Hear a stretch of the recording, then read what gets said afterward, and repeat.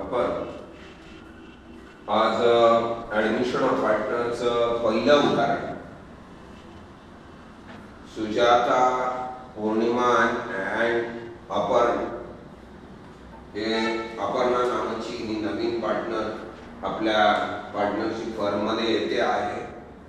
येताना ती भांडवल आणते, त्याचबरोबर नावलौकिकाची किंमत म्हणजे गुडविल, ह्या दोन्ही गोष्टी आपल्याला घेऊन येते.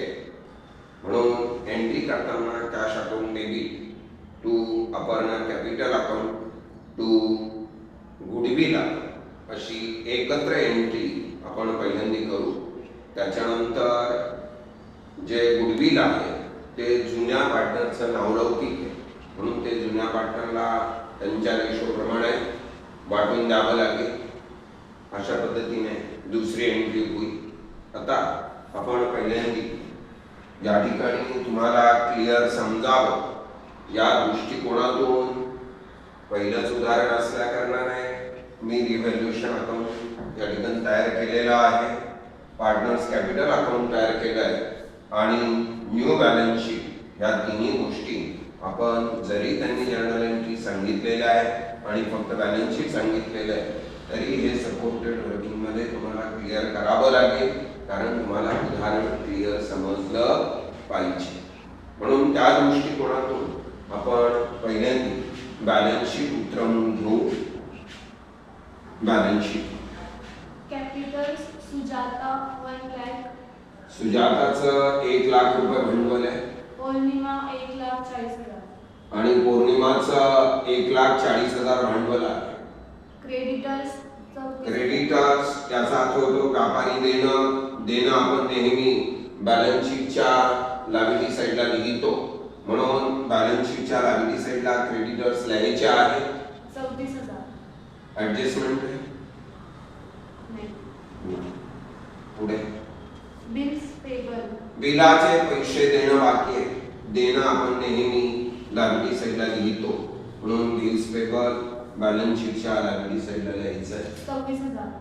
26,000 रुपये. पुढे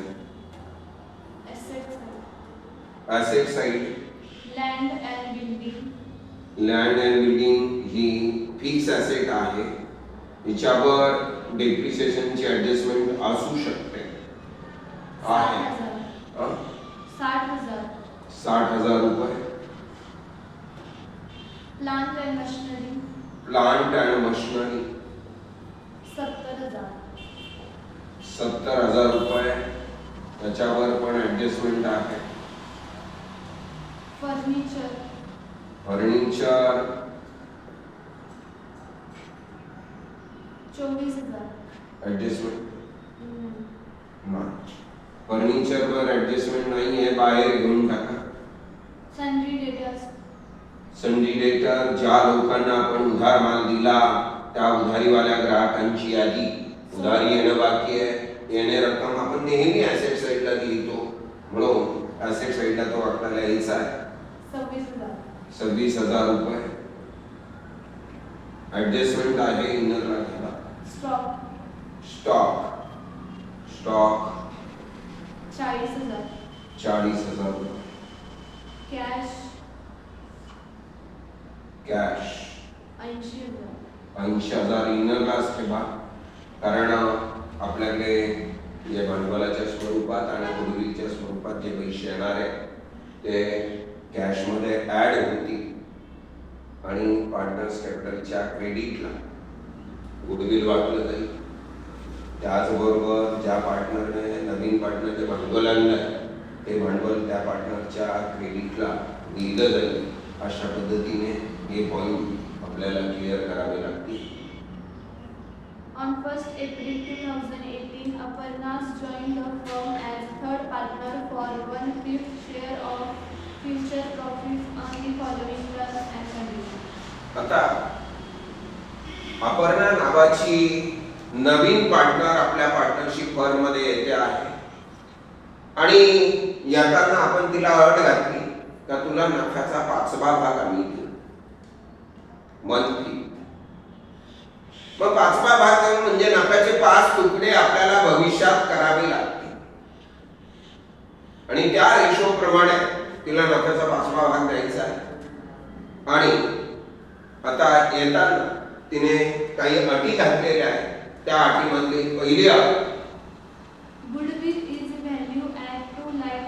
Aparna is burning her share of goodwill in cash. आता गुडविलचा टोटल व्हॅल्यू 2 लाख रुपये. किती रुपये? 2 लाख. आणि टोटल व्हॅल्यू 2 लाख आहे. आता नफ्याचा कितवा भाग तुम्ही देणार आहे? 5वा. जर नफ्याचा तुम्ही 5वा भाग देणार आहे तर ती गुडविलचा सुद्धा 5वाच भाग देईल ना तुम्हाला. का पूर्ण 2 लाख रुपये देईल? नाही देणार. नफ्याचा 5वा भाग देणार आहे. म्हणून अपर्णा शेअर ऑफ गुडविल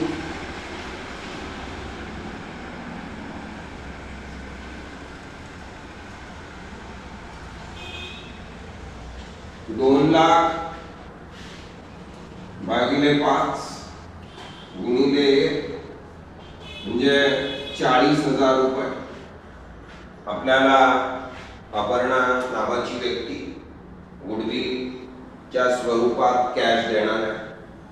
म्हणजे आपल्याकडे कॅश आणणार आणि त्याचबरोबर ती भांडवल किती आणते? कॅपिटल 1 लाख. 1 लाख रुपये.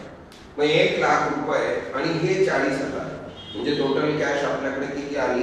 1,40,000 रुपये. मग 1,40,000 आपल्याकडे कॅश आली. म्हणून मी एंट्री करतो कॅश अकाउंट डेबिट 1,40,000 रुपये टू अपर्णाज कॅपिटल अकाउंट. तिने स्वतःचं भांडवल म्हणून 1 लाख रुपये तुम्हाला दिलेले, म्हणून 1 लाख रुपये टू अपर्णा कॅपिटल अकाउंट म्हणून द्यायचे आहे. आणि 40,000 रुपये हे नावलौकिकाच्या स्वरूपात दिलेले आहे, गुडविलच्या स्वरूपात दिलेले, म्हणून टू गुडविल अकाउंट 40,000 रुपये. असे 1,40,000 तुमच्याकडे कॅश आली.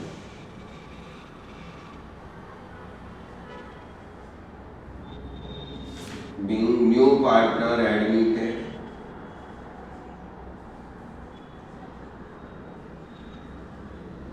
and capital introduced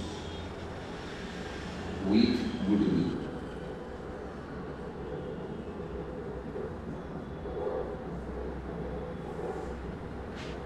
आता हे 40,000 रुपये आता आपल्याकडे कॅश आली. कॅश मध्ये मी 1,40,000 रुपये घेऊन घेतो. ऍड कॅपिटल 1 लाख रुपये, गुडविल 40,000 रुपये, म्हणजे असे टोटल 2,20,000. आता हे कोणाचं नावलौकिक आहे? जुन्या पार्टनर्स. मग या ठिकाणी बाय कॅश अपर्णाच्या कॉलम मध्ये 1 लाख रुपये. आणि हे कोणाचं नावलौकिक आहे? जुन्या पार्टनर्स. म्हणून ते जुन्या पार्टनरच्या क्रेडिटला द्यावं लागेल. म्हणून ही एंट्री. आता दुसरी एंट्री गुडविल अकाउंट डेबिट 40,000 रुपये टू आता Sujata capital account, Sujata capital account to Aparna's capital account, आपलं टू पौर्णिमाज कॅपिटल अकाउंट.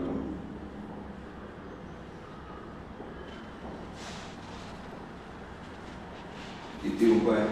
20,000 रुपये.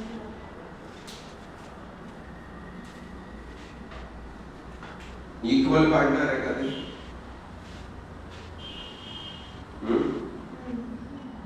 उदाहरणार्थ रेशो दिलेला आहे का? नाही. वरती इक्वल मग 20,000 रुपये दोघांना द्या. न्यू रेशो दिलेला आहे का? नाही ना. इक्वल मध्ये देऊन टाका. बाय गुडविल आपण 20,000 रुपये.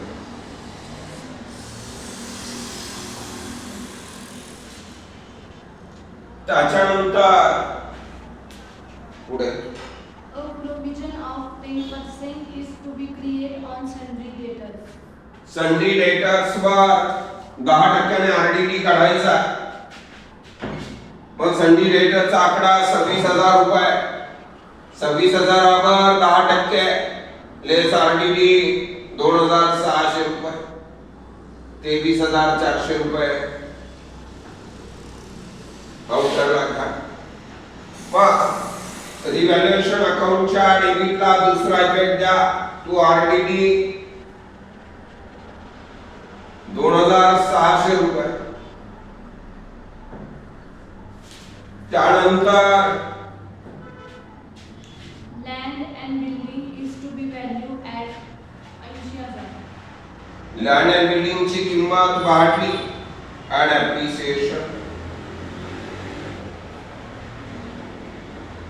किंमत वाढली. फायदा आपण नेहमी प्रॉफिट अँड लॉसच्या किंवा रिव्हॅल्युएशन अकाउंटच्या क्रेडिटला लिहितो. म्हणून रिव्हॅल्युएशन अकाउंटच्या क्रेडिटला बाय लँड अँड बिल्डिंग 20,000 रुपये. त्यानंतर Stocks, plant and machinery is to be reduced by 20%. Stock आणि प्लांट अँड मशिनरीच्या किमती आपलं स्टॉक किती? Stocks, plant and machinery is to be reduced by 20%. Stock आणि प्लांट अँड मशिनरीवर 20% डिप्रिसिएशन काढायचं आहे. लेस डिप्रिसिएशन. स्टॉकचं व्हॅल्यू 20% म्हणजे 8,000 रुपये कमी झाले.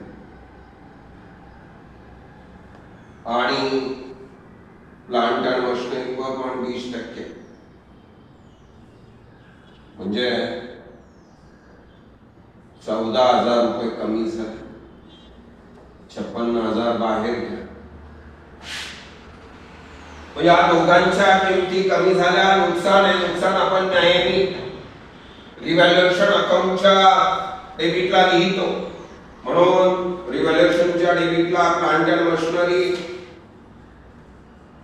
14,000 रुपये. स्टॉक 8,000 रुपये.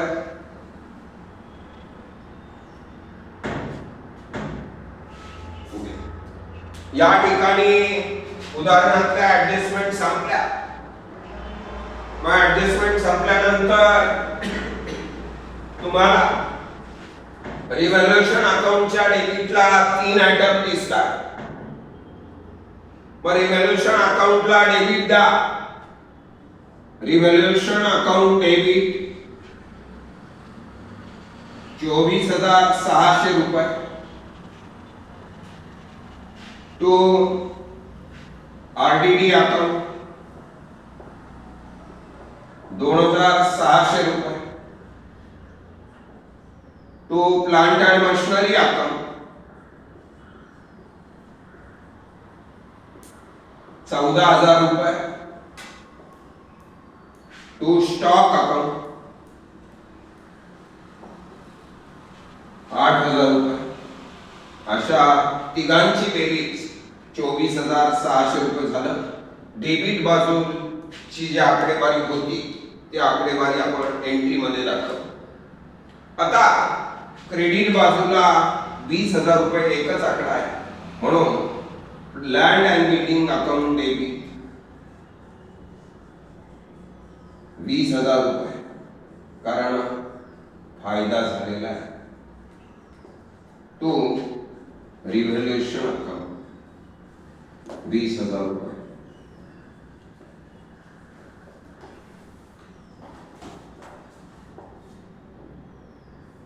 या ठिकाणी आता मला सांगा, तुम्ही इव्हॅल्युएशनची डेबिट बाजू पाहिली तर 24,600 रुपये आणि क्रेडिट बाजू पाहिली तर 20,000 आहे. दोघांमधला फरक आहे 4,600 रुपयाचा by old partners capital account 4,600 रुपये. या ठिकाणी सुजाता नावाच्या व्यक्तीला 2,300, पौर्णिमा नावाच्या व्यक्तीला 2,300 असे 4,600 रुपये तुम्हाला वाटून द्या. म्हणून रिव्हॅल्युएशन पार्टनर्स कॅपिटलच्या डेबिटला टू रिव्हॅल्युएशन आहे 2,300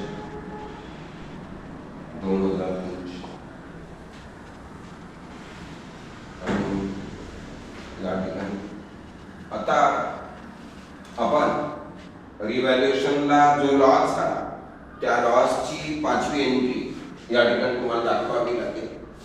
म्हणजे जर्नल एंट्रीज या ठिकाणी शेवटची.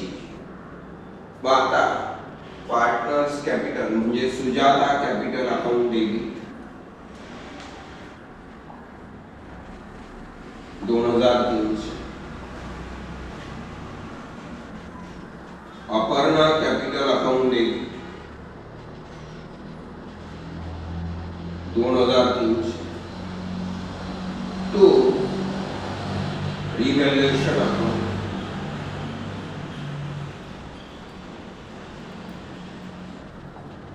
4,600 being revaluation loss transfer to old partners capital account असं डायरेक्शन मध्ये द्यावं लागेल.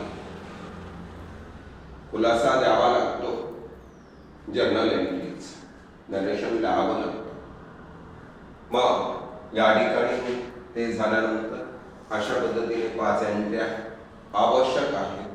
जर्नल एंट्रीज विचारल्यानंतर या तुम्हाला जर्नल एंट्रीज विचारल्यानंतर तुम्ही जर 5 एंट्र्या दिल्या नाही तर तुमचे आता या उदाहरणात त्यांनी बॅलन्स शीट विचारलेलं आहे. ओपनिंग बॅलन्स शीट म्हणजे न्यू बॅलन्स शीट. आपण न्यू बॅलन्स शीट तयार केलं तर त्याचे 5 मार्क मिळतील आणि ह्या जर्नल एंट्रीचे 5 मार्क मिळतील. म्हणून तुम्ही जर जर्नल एंट्रीज केल्या नाही तर तुमचे 5 मार्क 100% वजा होतील. ही काळ्या रंगावरची कारण तुम्ही म्हणाल जर्नल एंट्रीज काय जमत नाही केल्या तरी पण याचे मार्क मिळणार नाही असं नाही. परंतु त्यामध्ये चूक होऊ नये या दृष्टिकोनातून आपण काळजी घेतली पाहिजे.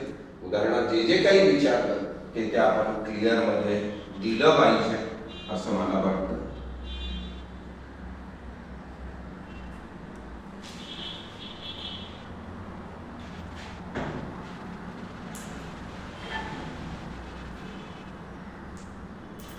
आता या ठिकाणी 1,20,000, 1,60,000 आणि 1,00,000 रुपये. या 1,20,000तून 2,300 गेले. टू बॅलन्स कॅरी डाऊन 1,17,700 रुपये, 1,57,700 रुपये आणि 1,00,000 रुपये तसा बॅलन्स 1,17,700, 1,57,700 आणि 1,00,000 रुपये. मग या सर्वांची तिघांची टोटल 3,75,400 रुपये आणि त्याच्यानंतर या सर्वांची टोटल 4,35,400 रुपये.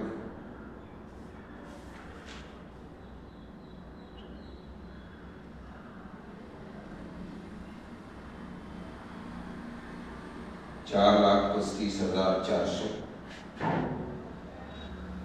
तेवढीच टोटल इकडे पण आली पाहिजे. 400 तर आले. 6, 4, 10, 3, 13, 15. चला 1, 8, 1, 9, 6, 5, 14, 2, 16, 2, 18, 18, 2, 3, 21 आणि 2, 23, 2 आणि 2, 4. 4,35,400 दोन्ही बाजू टॅली झाल्या. हे तुमचं बॅलन्स शीट टॅली झालं 4,35,400 ला तर तुम्हाला याचे 5 मार्क मिळतील आणि याचे 5 मार्क, असे 10 मार्क तुम्हाला पैकीच्या पैकी मिळू शकतात। हे ध्यानात घ्या। म्हणून मला माझा जर व्हिडिओ आवडला असेल तर लाईक करा, कमेंट करा आणि सबस्क्राईब करायला विसरू नका।